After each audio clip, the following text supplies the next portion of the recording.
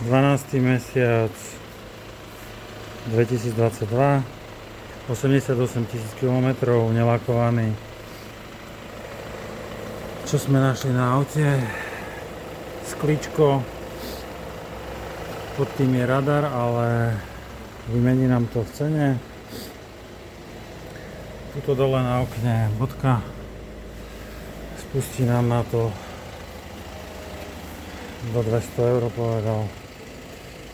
Tých 88 000, no, pôvodný lak auta.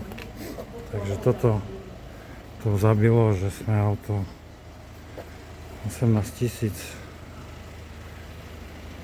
000 brutto cena aj z DPH. V podstate není to Hilti.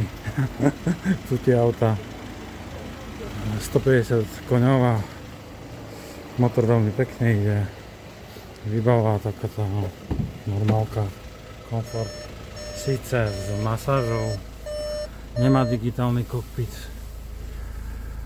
obyčajný kokpit, automat, ale pekné čisté auto, no, však samozrejme je vytepované, ale je pekné, není to dokrkvaná.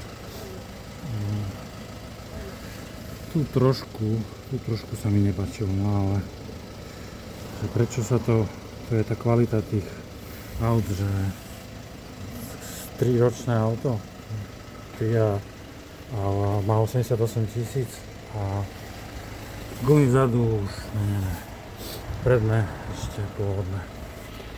Takže za mňa auto kvôli cene môže byť cena super, hej.